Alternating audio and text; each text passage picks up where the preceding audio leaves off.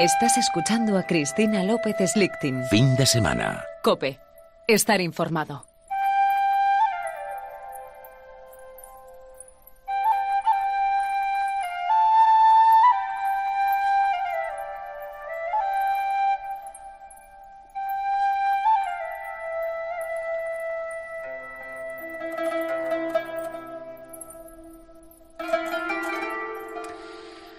Hace un mes, un sangriento atentado cambió la historia de Barcelona y con ella la historia de España.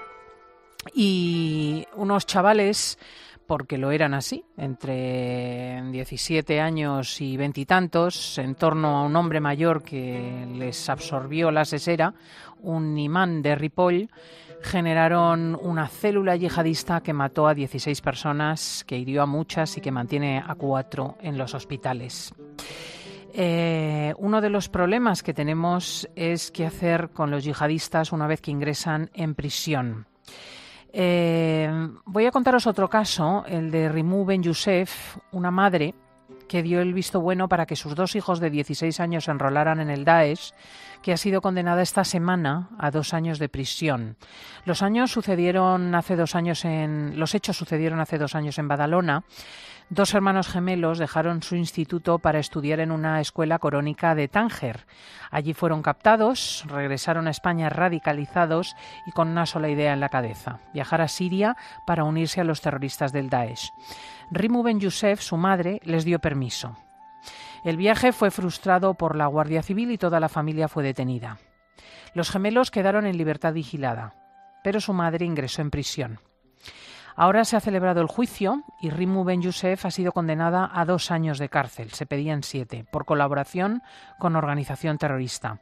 Ha reconocido los hechos, ha mostrado su arrepentimiento y no ingresará de nuevo en la cárcel, porque ya lleva todo ese tiempo encarcelada. Durante el juicio ha condenado la violencia y los atentados de Barcelona. Es una barbarie. Ella ha sido de las primeras personas musulmanas y madres que han salido en la manifestación para rechazar estos actos terroristas. El Islam no tiene nada que ver con estos actos de barbarie, estos actos inhumanos. Rimou Ben Youssef, que hemos oído traducida en el juicio por un intérprete, era la más radical de la familia, pero tras 20 meses en una prisión española ha cambiado, ya no es la misma. ¿Qué ha ocurrido con ella para que dé este giro de 180 grados? ¿Por qué ella no está radicalizada? Bueno, pues a esta pregunta puede darnos respuesta don José Manuel Couso, portavoz de prisiones de CESIF, funcionario de prisiones español. Don José Manuel, buenos días. Hola, buenos días. Claro, nos preguntamos cuál ha sido el recorrido de esta señora en la cárcel, qué ha podido pasar para que cambie tanto, cómo ha sucedido que durante 20 meses ha vivido de una forma diferente. Bueno, se ha puesto en contacto con una cultura distinta y sobre todo lo fundamental, que ha aceptado los programas de reinserción que desde los centros penitenciarios se llevan a cabo con normalidad o con intento de normalidad. Desde finales del año pasado, desde octubre, hay una circular de la Secretaría General que regula de alguna manera lo que se debe hacer ante la radicalización de algunos internos yihadistas. Y bueno, en este caso pues ha habido mucha suerte y bueno, ha funcionado bien el programa. No es la realidad esa. Vamos a abordar qué se hace con ellos, con estos yihadistas en las cárceles, pero antes le tengo que preguntar por el problema que ustedes tienen entre manos, porque gestionan la permanencia en las cárceles de 800 personas que ya han sido detenidas en España por yihadismo, que no son una ni dos docenas. Son 800. A lo mejor hay alguna más, gracias a Dios. Es un problema, es un problema nuevo, porque sí que es cierto que en España, por desgracia, estamos acostumbrados a un tipo de terrorismo que es muy diferente al que se nos viene encima. Es mucho más radical, es mucho más visceral y es mucho más complicado y más difícil, por supuesto, hacer un programa marco para poder intentar desradicalizar a este tipo de personas. Es curioso que me diga que es todavía más difícil, ¿no? Porque realmente hemos tenido en el caso de los etarras una experiencia de una pertinacia en muchos casos y de una ideologización brutales. Sí, pero había bastantes más casos de reinserción de los que hasta este momento estamos teniendo con el tema de los internos islamistas. O sea que no trascendía ese proceso. Claro, es Ya. que muchas de las cuestiones, pues me imagino que se estaban llevando, no en secreto, pero con bastante sigilo, porque había pues muchos intereses encontrados y bueno, Bueno, y porque los mataban incluso. Recordemos el caso efectivamente, de Joyes, de ¿no? Joyes, efectivamente. Aquí. 800 personas detenidas por yihadismo, pero un total de 4.500 internos musulmanes en las cárceles españolas. Claro, entiendo que aquí puede haber un contagio. Sí, es el colectivo más numeroso que tenemos dentro de las cárceles españolas. Es mayor incluso que el colectivo de la Unión Europea, de internos nacidos en la Unión Europea. Sí, es un problema grave porque en muchos sitios, cuando se observa y se determina rápidamente que el interno está radicalizado, se puede aislar, pero hay muchas ocasiones en las que hay internos que de manera soterrada pues están haciendo pues proselitismo y hasta que nos damos cuenta pues han podido radicalizar a algún interno más. Madre mía, menudo problema, claro. O sea, stricto sensu habría que aislarlos físicamente. Sí, pero es muy difícil aislar a 800 personas. Sería complicadísimo. No tenemos una estructura suficiente en los centros penitenciarios para mantener aisladas a estas personas, aisladas, separadas totalmente de la sociedad. O sea, que no se puede internos. excluir que la prisión sea un ámbito en el que se produzca el contagio. No se puede excluir. Pues tenga en cuenta que los internos que ingresan en prisión de repente se encuentran ante un medio hostil, es un medio mucho más represivo en el que están acostumbrados a vivir y bueno, pues por una cuestión puramente humana deben acercarse a colectivos o a otras personas que les dan, bueno, pues un poco de amparo o intentan paliar o ellos creen que están paliando la situación que están viviendo, una situación de reclusión. Entonces es complicadísimo romper ese tipo de tendencias. Se tiene que hacer un trabajo muy específico y muy individualizado y por desgracia carecemos de los medios suficientes en los centros penitenciarios españoles. Claro, lo que me está diciendo usted es muy grave. ¿Cómo es la relación de los funcionarios con los presos condenados por yihadismo? Me imagino que además, claro, hablan árabe la mayor parte de ellos. Sí, pero al funcionario, aunque eso es un respeto distante, es un respeto que lo impone la institución.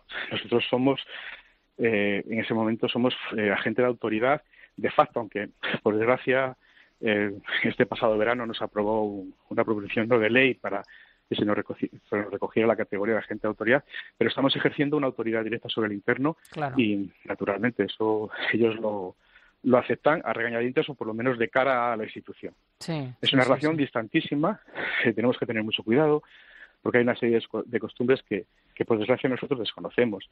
Por ejemplo, cuando a un interno islamista le vas a tocar su Corán, pues para hacer un cacheo, una requisa del mismo, pues ya empezamos a tener problemas. Hay una serie de cuestiones que por desgracia no estamos suficientemente formados los funcionarios. ¿Y por qué no se le puede tocar el Corán?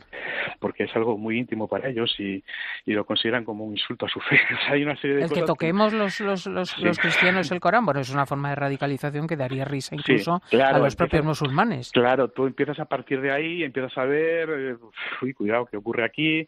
Pones rápidamente en conocimiento dentro de los centros penitenciarios. Hay personal que se dedica específicamente a observar ese tipo de conductas, entonces inmediatamente pues se pone en contacto con la fuerza de seguridad y los seguimientos son mucho más delicados. Claro. ¿Cuáles son los internos yihadistas o los internos musulmanes que tienen mayor riesgo de radicalización yihadista? Bueno, pues hay un prototipo que es el interno con pocos recursos, normalmente condenado pues o por delitos de robo o por delitos de tráfico de droga, que al carecer de recursos y al carecer de una estructura familiar fija, pues normalmente suelen caer en manos de ese tipo de redes y se radicalizan pues no con relativa facilidad, pero sí supone un problema de riesgo. Claro. ¿Cuál sería cómo se reinserta un preso yihadista? ¿En qué consiste el plan que ha seguido, por ejemplo, esta Rimu Ben Youssef, la madre de estos dos gemelos yihadistas? Pues mire, es un trabajo de un equipo multidisciplinar del centro penitenciario, pero es muy, muy complicado, pues desde los mismos funcionarios de vigilancia, psicólogos, psiquiatras, el equipo de tratamiento. Bueno, hay que hacer ver a la persona que lo que ha estado haciendo hasta ahora, de lo que estaba absoluta y totalmente convencida, porque hay que reconocer que pese a que nosotros la cuestión la veamos como una barbaridad, esa persona está convencida de que está haciendo algo muy que está bueno. Dentro de su, claro, ya está convencida de que está haciendo algo dentro de su fe.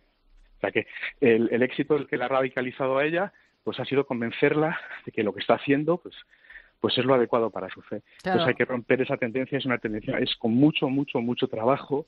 es una implicación de muchos profesionales hasta que se consigue este tipo de resultados. ¿Tienen ustedes apoyo de la comunidad islámica? Hasta ahora poco. Esto es muy grave, porque claro, muy interesante sería la autoridad de un imán para decirle a este señor, mire, el terrorismo no está contemplado en lo nuestro. Ese tipo de declaraciones ustedes están viendo con la frecuencia que se hace o con la frecuencia que no se hace. En la cárcel no es más que un reflejo de la sociedad, y en este caso pues las manifestaciones de la comunidad islámica, bueno, pues llegan hasta donde llegan. Ya. No, interesantísimo. Es un reflejo de la sociedad. Lo que nos cuenta don José Manuel Couso, portavoz de prisiones de CESIF, de esta circunstancia que va a ser la nuestra durante muchísimas décadas y que es uno de los epicentros de la lucha contra el yihadismo, la atención en las cárceles.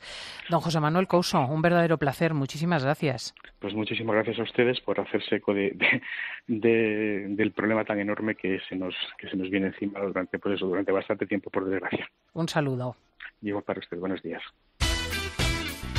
Cristina López Slichting. Fin de semana. COPE. Estar informado.